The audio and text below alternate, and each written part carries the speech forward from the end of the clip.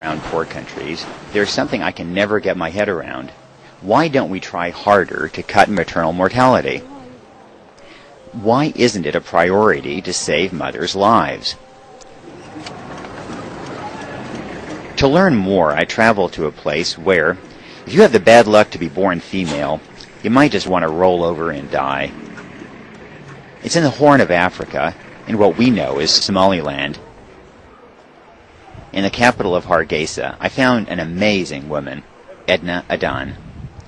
It helps coagulation. Edna founded the first maternity hospital in her country, and she's showing that even in a place like this, it is possible with a bit of effort to save mothers' lives. You're going to be okay, young man. Following Edna on her rounds was like trying to keep up with a hurricane. But things were quiet, so her main task was chasing out family members who had overstayed visiting hours. I shouldn't have been in the hospital. I should have just put a nomadic hut, with just tall bushes, and anybody can walk in and out. Because it's really... She decided she had enough time to return to her living quarters inside the hospital. Of course, she had to stop to shoo away some straggling visitors.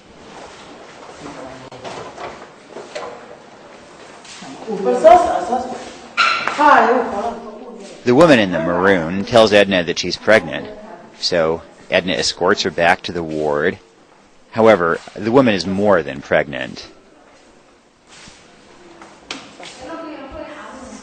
Edna is her country's first trained nurse midwife, and she had a career working for the United Nations all around the world.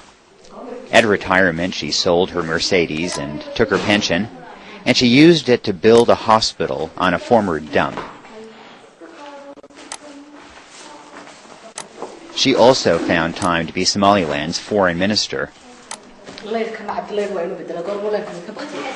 In some African countries, a woman has more than 1 chance in 10 of dying in childbirth at some point in her life. Yet there's no health issue in the developing world that is more neglected. Poor countries themselves don't care, and neither do we. And so the toll is not going down.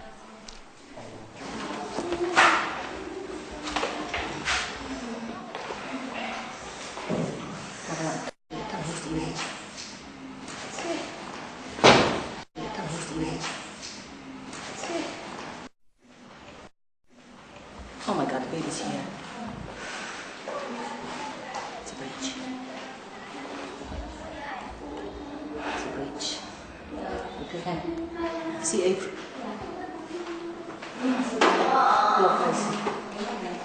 Somaliland is a tough place for the healthy. And if you're a woman, one of the most dangerous things you can do here is to become pregnant. If that pregnancy is complicated in any way, your life is at risk. Is she ready to go? Yeah, she's having it. She's having it? Yeah. It's a breech. Did she just arrive? She just arrived. We met her at the door. She just walked in? Yeah. صحة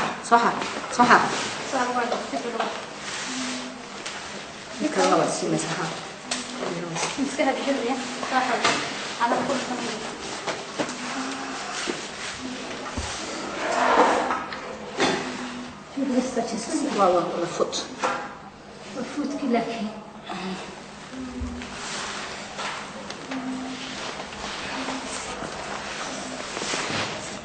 صح رضا هفوقها ولا مفوقاني معاك مفوقاني هي ايه فيلم بتسويه ها ايه فيلم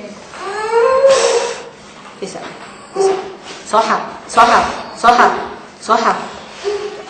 هيد فريد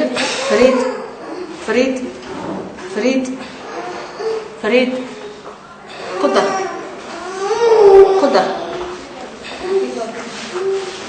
هاي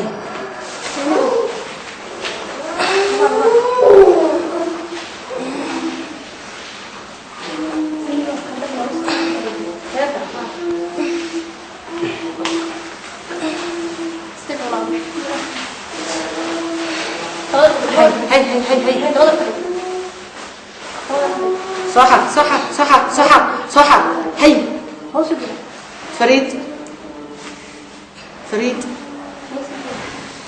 صح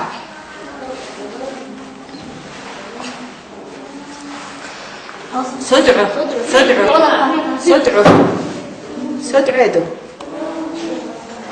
good هي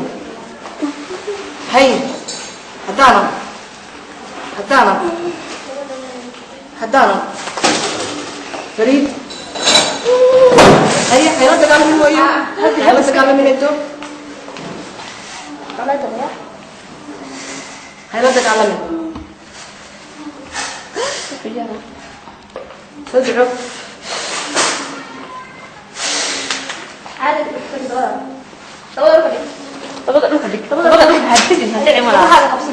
وجيها قبص هلكا لبدا هي توسي okay هي هم قبص فيسا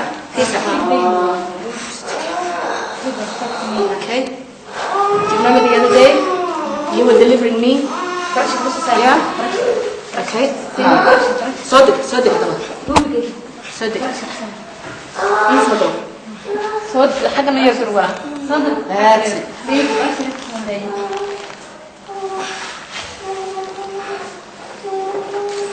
صدق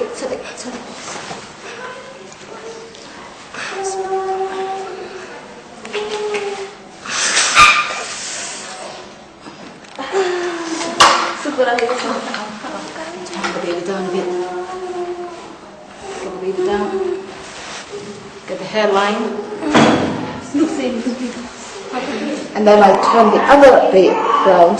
Like that. And then I get the other arm and then I get... And then I let the baby hang. Until you get the hairline. And once you get the hairline, then you get hold of the legs and you lift it up. And you put the baby up towards the baby, with my hand in the mouth of the baby. My finger is in the mouth of the baby, and I'm guiding the head out, and then it's coming out, and then boom, it's out. Okay?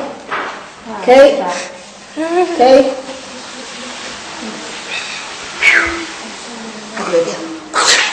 Sucker.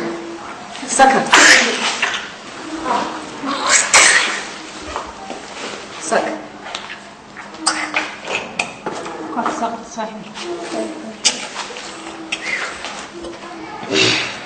10 minutes sooner she would have met the baby in the street. Yeah. I hate to think what would have happened to this mother if Edna hadn't sold her Mercedes to help start this hospital. Good. The U.S. gives negligible sums to reduce maternal mortality, and the latest budget request calls for cutting that aid further. The main reason nobody helps is that the victims are born with 3 strikes against them. They're poor, rural, and female. They're the most voiceless, invisible members of any society.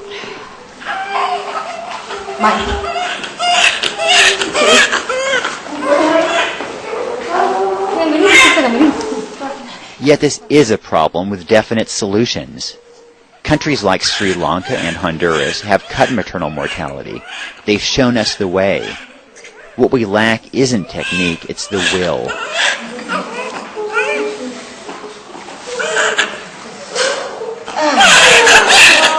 Lucky girl. You almost born in the street. Thankfully, Edna isn't trying to save mothers single-handedly. With help from an American group, Friends of Edna Hospital, she's also training a new generation of midwives.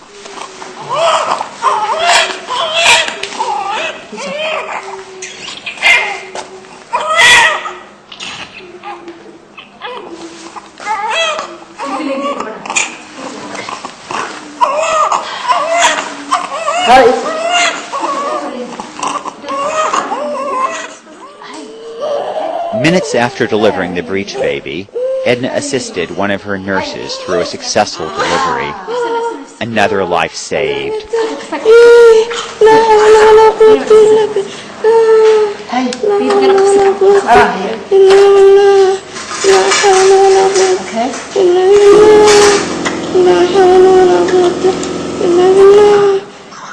In Hargeisa, Somaliland for the New York Times. I'm Nicholas Kristof. Alhamdulillah. MashaAllah.